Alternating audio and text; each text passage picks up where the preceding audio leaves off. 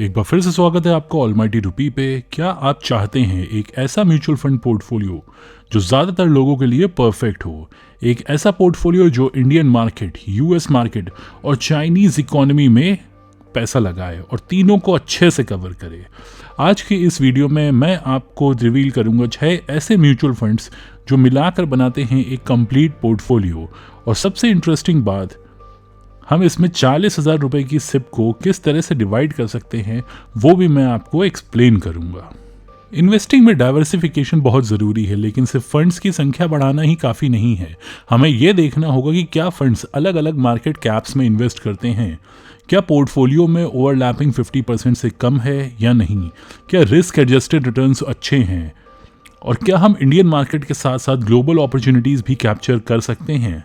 और सबसे ज़रूरी है आज की तारीख में कि इंटरनेशनल फंड्स में बहुत ही लिमिटेड ऐसे ऑप्शंस हमारे पास बचे हैं जो फंड्स एक्सेप्ट कर रहे हैं।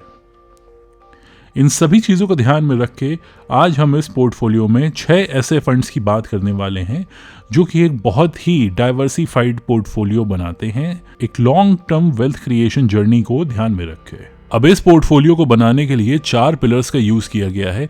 सबसे पहला है कि हमें एक बहुत ही अच्छा डाइवर्सिफिकेशन चाहिए। हमने यहाँ पे डिफरेंट मार्केट कैपिटलाइजेशंस में डाइवर्सिफाई करा है और साथ ही डिफरेंट एसेट क्लासेस में डाइवर्सिफाई करा है, चाहे वो इक्विटी हो, चाहे वो डेट हो, चाहे वो गोल्ड हो। हमने यहाँ पे ग्लोबल एक्सपोजर भी लिया है कि सिर्फ एक सिंगल इकोनॉमी में पैसा ना लगा के हमने अलग अलग इकोनॉमीज भी कंसिडर करी हैं। हम यहाँ पे रिस्क एडजस्टेड रिटर्न्स को ज़्यादा प्रेफरेंस देना चाहते हैं, ना कि उनके सिर्फ रिटर्न्स को देखते हुए या सिर्फ रिस्क को देखते हुए। और चौथा है, हमें उनकी एक्सेसिबिलिटी और लिक्विडिटी को ध्यान में ज़रूर रखना चाहिए, क्योंकि बहुत सारे फंड्स आज की तारीख में ऐसे मौजूद हैं जिनके सिर्फ आप रिटर्न्स देख सकते हो, बस इस वक्त उनमें पैसा नहीं लगा सकते क्योंकि वो जो है फ्रेश इन्वेस्टमेंट्स एक्सेप्ट नहीं कर रहे हैं। सबसे पहला फंड है इस पोर्टफोलियो का पराग पारिक फ्लेक्सी कैप फंड, जो कि इंडिया का बहुत ही चहेता फंड रहा है। इस फंड के 5 साल के रिटर्न्स अगर आप देखेंगे 23.79% है। ये सब आपको कहीं पे भी नेट पे मिल जाएगा देखने को। ये जो फंड है ये core Indian equity oriented fund है, साथ ही में हमें थोड़ा सा ग्लोबल एक्सपोजर देता है। यहाँ पे गूगल, माइक्रोसॉफ्ट जैसी कंपनीज में पैसा इन्वेस्टेड है, साथ ही में इंडिया की जो बड़ी होल्डिंग्स हैं जैसे कि HDFC bank, power grid corporation, coal India, इन सब कंपनीज में पैसा लगा हुआ है। ये फंड लार्ज कैप ओरिएंटेड थोड़ा सा ज़्यादा है। फ्लेक्सी कैप का फ़ायदा इसको मिलता है क्योंकि यहाँ पे मिड स्मॉल में अपने हिसाब से फंड मैनेजर पैसा लगा सकता है और ये थोड़ा वैल्यू बेस्ड इन्वेस्टिंग को फॉलो करता है। ये फंड को मैनेज कर रहे हैं राजीव ठक्कर और रौनक ओंकार जी, और कंसिस्टेंटली अपनी बेंचमार्क को इस फंड ने बीट करा है। 1.65 का इसका शार्प रेशियो है, इस कैटेगरी का हाईएस्ट शार्प रेशियो। इस फंड में हम एलोकेट करेंगे अपने पोर्टफोलियो का 20%, यानी कि 40,000 में से 8,000 रुपये तो हम इसमें लगा देंगे। फंड 2, ये हमारे पास है ICICI प्रूडेंशियल का मल्टी एसेट फंड। ये हमें स्टेबिलिटी प्रोवाइड करता है इस पूरे पोर्टफोलियो में। अब multi asset as a category क्या होती है, पहले मैं वो आपको एक्सप्लेन कर देता हूँ।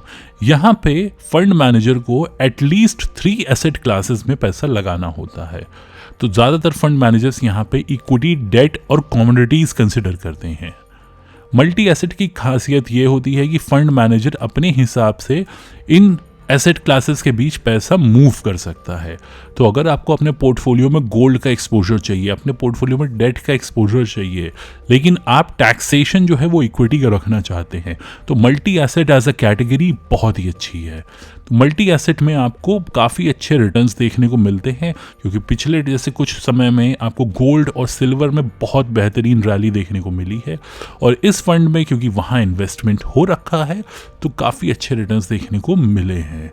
जो इक्विटी का पोर्शन है वो उतना अच्छा भले ही परफॉर्म ना कर रहा हो, लेकिन जो बाकी एक्सपोजर है इसका, वहाँ से ये कॉम्पेंसेट कर ले जाता है अपने रिटर्न्स को। तो अगर आप इसमें देखेंगे जो सबसे खास चीज़ है वो इसका स्टैंडर्ड डिविएशन है जो 5.99% है, जो कि लोएस्ट है। और शार्प रेशियो अगर आप देखेंगे वो 2.13 का है, जो कि इसकी कैटेगरी में हाईएस्ट है। और पिछले 5 साल में इसने 26.40 का CAGR रिटर्न्स दिया है। इस फंड में हम अपने पोर्टफोलियो का 20% एलोकेशन करेंगे, जो कि है 8,000 रुपये। अगला फंड है मल्टी कैप फंड। इसमें हम इंक्लूड कर रहे हैं निप्पॉन इंडिया का मल्टी कैप फंड। अब जो इन्वेस्टर्स नए हैं उनको मैं बता दूं, मल्टी एसेट एक अलग कैटेगरी है और मल्टी कैप एक अलग कैटेगरी है। मल्टी एसेट में अलग अलग एसेट क्लासेस में इन्वेस्ट किया जाता है और मल्टी कैप में अलग अलग मार्केट कैपिटलाइजेशन में इन्वेस्ट किया जाता है। अब मार्केट कैपिटलाइजेशन होती है number of outstanding shares multiplied by the market price. तो इसके बेसिस पे जब हम मार्केट कैपिटलाइजेशन निकालते हैं हर शेयर की, तो सेबी ने बहुत ही क्लियर गाइडलाइन बना रखी है कि किस कंपनी को लार्ज कैप कहना है, किसको मिड कैप कहना है और किसको स्मॉल कैप कहना है। जब मार्केट कैपिटलाइजेशन के बेसिस पे आप रैंक करते हैं बड़े से छोटे की तरफ, तो जो पहली 100 कंपनीज हैं, जो टॉप 100 कंपनीज हैं, वो बन जाती हैं लार्ज कैप कंपनीज। जो सब्सिक्वेंट 150 कंपनीज हैं वो मिड कैप सेगमेंट में आती हैं और उसके आगे जितनी भी कंपनीज हैं, यानी 250 के बियॉन्ड जो कंपनीज हैं, वो आपकी स्मॉल कैप में आती हैं। तो मल्टी कैप फंड को लार्ज कैप में 25% लगाना होता है, 25% मिड कैप में लगाना होता है और 25% स्मॉल कैप में लगाना होता है। ये मैंडेटरी है इस फंड के लिए। तो 25% एलोकेशन तीनों ही मार्केट कैप्स में लगेगा ही लगेगा। रिमेनिंग 25% फंड मैनेजर अपने हिसाब से तीनों मार्केट कैप या डेट में लगा सकता है। इसकी जो टॉप होल्डिंग्स है वो HDFC bank, axis bank, Reliance industries, GE Vernova जैसी कंपनीज में पैसा लगा है। इसमें भी जो हम एलोकेशन रखेंगे वो 20% का रखेंगे, यानी 8,000 रुपए महीने। चौथा फंड जो हमने इस पोर्टफोलियो में रखा है वो रखा है मिड कैप। मिड कैप क्योंकि हमें काफ़ी अच्छे रिटर्न्स दे जाते हैं और अगर हम बात करें रिस्क की तो वो कंपैरेटिवली कम होती है स्मॉल कैप से। तो मिड कैप का एक प्योर फंड यहाँ पे रखना बहुत ज़रूरी है और हमने मोतीलाल ओसवाल का मिड कैप फंड यहाँ रखा है, जो मिड कैप में काफ़ी एग्रेसिव फंड है। इसका 5 साल का रिटर्न अगर आप देखेंगे तो CAGR 34.26% का रहा है। शार्प रेशियो भी इसका 1.21% का रहा है। हाल ही में इसकी परफॉर्मेंस में थोड़ा सा हिट आया है, बट करेंट सिनेरियो में अगर हम देखें तो ये फंड एक बहुत ही अच्छी जगह पे खड़ा है और आने वाले टाइम पे हमें ये अच्छे रिटर्न्स दे सकता है। इसकी अगर आप टॉप होल्डिंग्स की बात करें तो ये Dixon Technologies, Coforge, Paytm, Eternal Limited, Persistent System जैसी कंपनीज में पैसा लगाता है। इस फंड को मैनेज करते हैं अजय खंडेलवाल जी, जिनका बहुत ही अच्छा ट्रैक रिकॉर्ड रहा है मिड कैप इंडेक्स को बीट करने में। पांचवा फंड है इस पोर्टफोलियो का Franklin US opportunities fund of fund. अब क्योंकि US में भी हमें एक अच्छी खासी ग्रोथ स्टोरी देखने को मिल रही है, हम अपना चाहते हैं कुछ पोर्टफोलियो का थोड़ा सा पोर्शन US में भी इन्वेस्ट हो। तो US में इन्वेस्ट करने के लिए हम यहाँ पे कंसिडर कर रहे हैं Franklin US opportunities fund of fund. इसका टोटल 4,400 करोड़ के ऊपर का AUM है। पिछले 1 साल में 18%, 3 साल में 27% और 5 साल में 13% का CAGR रिटर्न रहा है। US में हम इसलिए इन्वेस्ट कर रहे हैं क्योंकि वहाँ पे जो टेक जायंट्स हैं उनका एक्सपोजर हमें चाहिए ही चाहिए। तो हम अपने पोर्टफोलियो का 15% एलोकेशन इस फंड में डाल रहे हैं, यानी 6,000 रुपये महीना, ताकि हमें US एक्सपोजर मिल सके। अब जो बाकी फंड्स हैं जिनके थ्रू हम US इक्विटीज़ में पैसा लगा सकते हैं, वो फंड्स अभी एक्सेप्ट नहीं कर रहे हैं। बहुत ही लिमिटेड फंड्स है जहां पे हमारे पास अभी इन्वेस्टमेंट ओपन है। बाकी ज़्यादातर फंड्स में इन्वेस्टमेंट इस वक्त क्लोज्ड है। अदरवाइज आपको बहुत ज़्यादा वैरायटी मिल सकती थी देखने के लिए। लास्ट फंड जो हमारे पोर्टफोलियो का पार्ट है वो है axis greater China fund of fund. अब चाइना की ग्रोथ स्टोरी को कोई डिनाई नहीं कर सकता है। चाइना में आने वाले टाइम पे हमें काफ़ी अच्छी ग्रोथ देखने को मिल सकती है अगर हम अगले 5 साल की विंडो कंसिडर कर रहे हैं तो। पिछले 1 साल में इस फंड ने 37.84% का रिटर्न दिया है।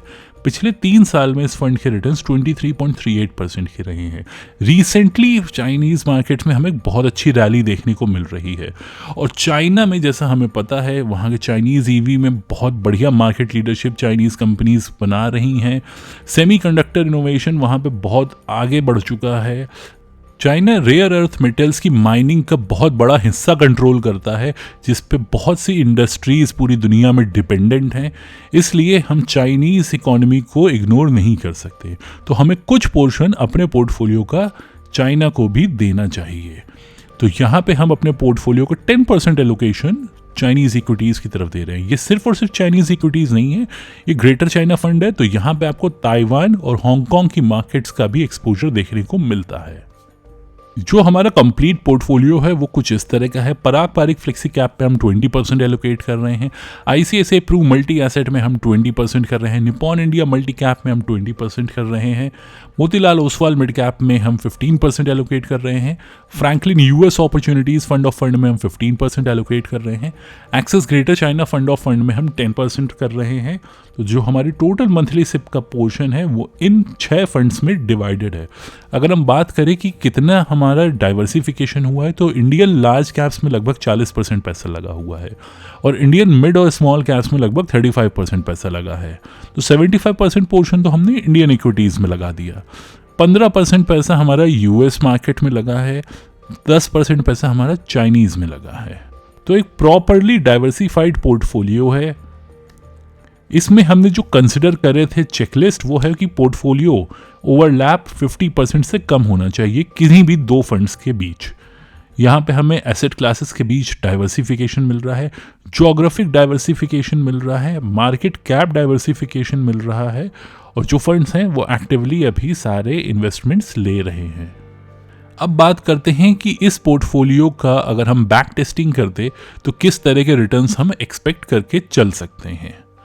तो अगर हिस्टोरिकल परफॉर्मेंस देखी जाए तो 40,000 की सिप अगर 3 साल पहले चल रही होती तो टोटल हमारी जो इन्वेस्टमेंट होती वो 14,40,000 की होती और आज की तारीख में जो मैच्योरिटी वैल्यू बन रही होती वो 21 लाख रुपए के अराउंड बन रही होती।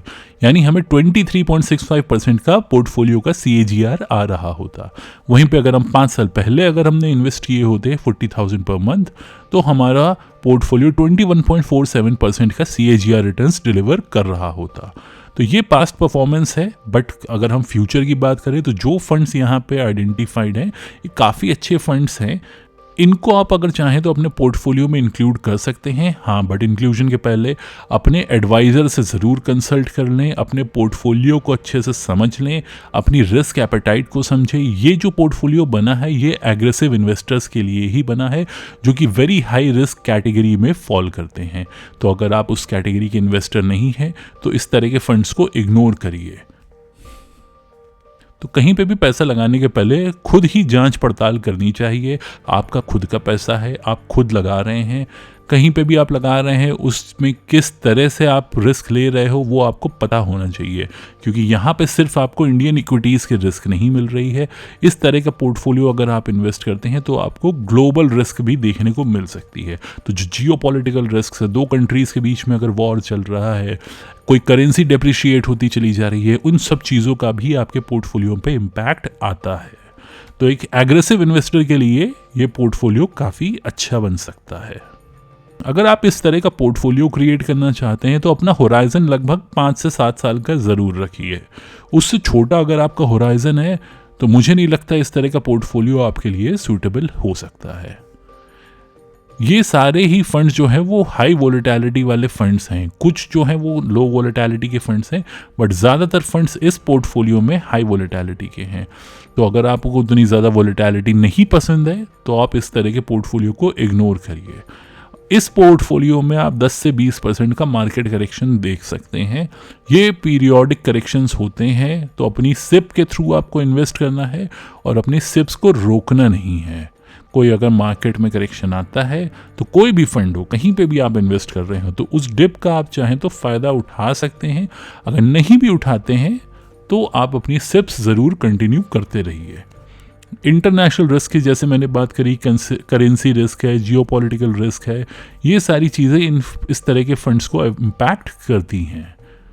क्वार्टरली रिव्यू सबसे ज़रूरी चीज़ होती है। एक पोर्टफोलियो बनाना बड़ा आसान काम है, बट उस पोर्टफोलियो को रिव्यू करना सबसे ज़रूरी चीज़ है, क्योंकि आपने पोर्टफोलियो बना दिया, वो पोर्टफोलियो रिव्यू आपने नहीं करा, फंड अच्छा नहीं परफॉर्म कर रहा है, आपके रिस्क चेंज है, आपके गोल्स चेंज होते चले जा रहे हैं, उन चीज़ों को अगर आपने ध्यान में नहीं रखा तो आपका ओवरऑल पोर्टफोलियो भले ही जितना अच्छा हो, जब आपको पैसे की ज़रूरत होगी क्या पता उस टाइम पे वो पोर्टफोलियो आपको वो रिटर्न्स ना दे जो आप एक्सपेक्ट करके चल रहे थे।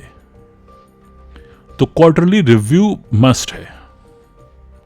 अगर आप एक long term wealth creation strategy चाहते हैं तो ये पोर्टफोलियो एक परफेक्ट फिट हो जाता है। ज़्यादातर लोगों के लिए। यहाँ पे आपको इंडियन मार्केट्स के अलग अलग मार्केट कैपिटलाइजेशन में पैसा जाता हुआ दिखेगा, यूएस की ग्रोथ कंपनीज में आपको पैसा लगता हुआ दिखेगा, चाइना की जो इमर्जिंग मार्केट है वहाँ पे आपको पैसा लगता दिखेगा। तो अलग अलग जोग्राफीज़ का आपका एक्सपोजर है यहाँ पे। साथ ही जो ओवरलैप है पोर्टफोलियोज़ में, वो दो फंड्स के बीच कोई भी ऐसा फंड नहीं है जिसका पोर्टफोलियो 50% के ऊपर ओवरलैप हो रहा हो। इनके जो शार्प रेशियोज है वो एक्सीलेंट है। हर कैटेगरी का एक्सीलेंट फंड यहाँ पे मौजूद है जो कि आपको बहुत ही अच्छा रिस्क एडजस्टेड रिटर्न देता है। लेकिन अगर आप इस तरह का पोर्टफोलियो बना रहे हैं तो मिनिमम 5 से 7 साल का इन्वेस्टमेंट होराइजन ज़रूर रखें। तो ये था वीडियो एक ऐसे पोर्टफोलियो के बारे में जो कि आने वाले 5 से 10 साल के बीच में आपको काफ़ी अच्छे रिटर्न्स दे सकता है। ये कोई इन्वेस्टमेंट एडवाइस नहीं है, अपने फाइनेंशियल एडवाइज़र से कंसल्ट ज़रूर करें। ये सिर्फ आपको एजुकेट करने के लिए वीडियो बनाया हुआ है। तो इस तरह के फंड्स अवेलेबल हैं मार्केट में, किस तरह का डाइवर्सिफिकेशन किया जा सकता है वो इस वीडियो के थ्रू मैंने आपको बताया है कि 40,000 रुपए की अगर आपकी सिप चल रही हो तो आप किस तरह से उसको डाइवर्सिफाई कर सकते हैं लॉन्ग टर्म वेल्थ क्रिएशन के लिए। ये वीडियो आपको कैसा लगा कमेंट्स में ज़रूर बताइएगा। अगर अच्छा लगा हो तो लाइक ज़रूर करिए और चैनल को सब्सक्राइब ज़रूर करिए। Thank you.